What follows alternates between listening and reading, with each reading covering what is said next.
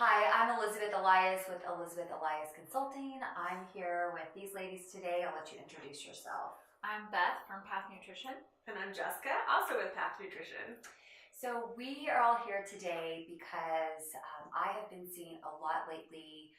Clients just continue to not love on themselves and beat themselves up and really just put themselves down when they are trying to get dressed and fit themselves for clothes. And it's really been weighing heavy on my heart how women are just really hard on ourselves and just really want to talk about loving yourself and being kind to yourself. And so I've worked with these ladies before with my own health issues, and they are phenomenal. And I know that they're seeing some of this with their work and wanted to just chat a little bit about that. So what are you ladies seeing on this topic?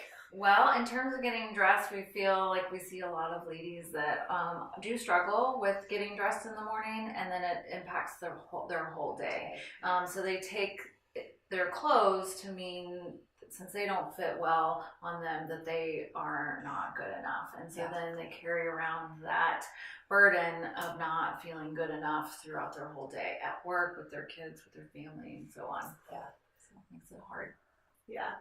We also see a lot of comparison, Oh my gosh, yes. So we like to say that comparison really can rob joy, as far as looking at someone and saying, oh, I wish I could have their body. My clothes would fit better if I had that body. But we just don't know what anyone else is going through mentally, emotionally, or physically, or what their health is just by looking at them. So we really work with clients to, focus inward and go for health over size. Absolutely. I don't know if you see this, but I run into people all the time and they say, you are the little carrot that's dangling in front of me. When I lose 5 pounds, 10 pounds, 20 pounds, I'm going to call you. And I always want to say, let me help you look your best now. Don't wait till we reach that certain number. What are you guys seeing with the nutrition field? Well, personally, I always tell our clients, well, why wouldn't you dress for the body that you have now? Because then at least you feel confident now. And you can always buy clothes. They don't have to be $200 jeans to wear now. Definitely. They can still be really great jeans at lower price points, but feel comfortable in your body and dress for it now. Actually, I watched it on What Not to Wear decades ago. Stacey London was wear clothes for your body now, and that stuck with me well into my nutrition career. Also, coming back to your point of loving yourself and really treating yourself to the body you have now will really boost your motivation to take better care of yourself, and then it will actually help you get to that goal that you're looking for. Right. Instead of you can't punish yourself into a new goal. Instead, take really good care of yourself. Because if they do lose the 5 to 10 pounds or more, that doesn't mean they're actually going to be happy once they get to that. That's always the thing, is that I might be happy when I get there, but that's not always the case. So be happy now in your body and be happy with the clothes that are on it. I want to talk about why so many of us focus on shape and size versus what's healthy and strong. And the reason why I want to bring this up is because I see so many of my clients, my friends, my family members that will say, oh, I hate my hips, I don't like my tummy, I need, so I could go on and on. And to me, I always think, why are we picking ourselves apart, and why are we not thinking about what's the most healthy and strongest version of ourselves? So again, I'm sure you're seeing some of this in your nutritional world. And what are your clients saying, or what are your friends? What do you see? Well, I think a lot of this I don't like this part about me is all driven down to, we've been seeing advertisements about certain body types since we were young children. So, your First 17 magazine and all of that, and just like, what is that ideal? And it continues on and on. And then there are billboards for dermatology, for being able to get like liposuction and this, that, and the other. So I just think that we're just driven to just think that we're never good enough, and that the clothing at a lot of stores is oftentimes portrayed to be of just a certain size. That's and so we sort of pick up ourselves apart in that, instead of thinking about healthy and strong. which is what we would prefer. Our culture has trained us to believe that thinner is better. Like the smaller you can be, the better you are. And that's just not true because there are so many different body shapes and sizes. And you can be healthy at so many different body shapes and sizes too. Yeah. So we just have to flip the script. This is true. So on that same note, what are your feelings about getting on the scale? So I ask you this because I am seeing, so many people I know, they say, they weigh themselves daily. And I can't tell you the last time I got on a scale. Actually, I can. It was when I was pregnant with my son because I had to get on, he's my youngest, and I just don't get on this scale. What I use as an indicator for how healthy I am is how my clothes are fitting me. And that's kind of a gauge. But I know so many people are programmed to get on the scale every day and watch that number and, what is my weight? So would love to know what your mentality is on that. Yeah, so everybody has different preferences.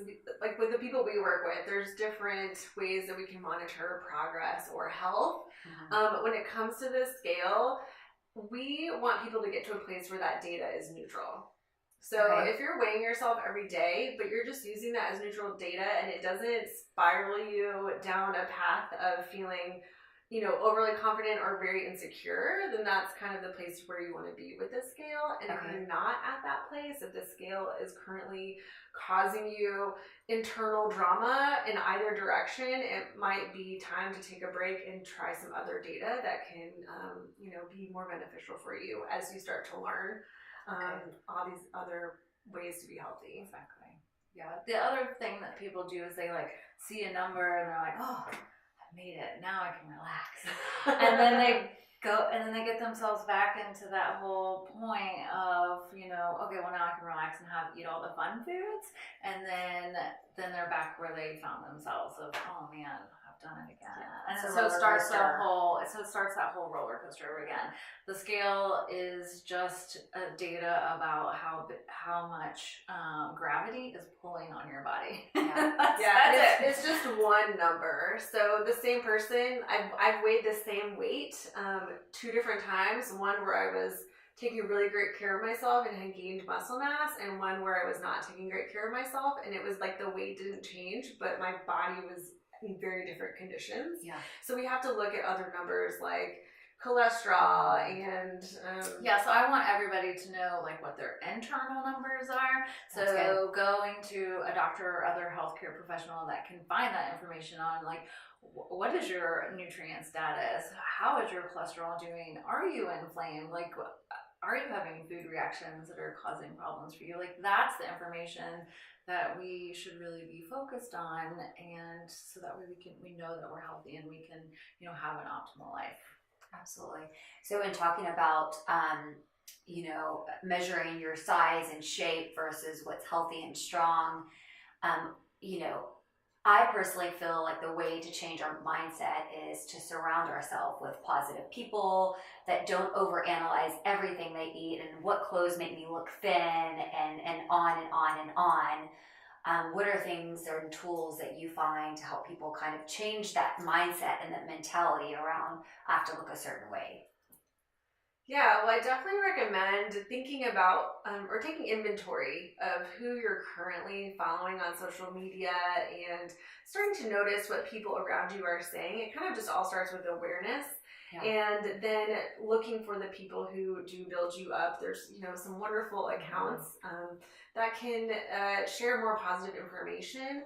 But we also work with clients to take inventory of their own thoughts about those things in the world and help you tailor new thoughts that can actually help bring more self-love and self-love. Okay, so you're coaching your clients on that. Yes, okay, that's great. Thank you ladies so much for being here today and being part of this Love Yourself campaign. It's such a pleasure to collaborate with people like you both.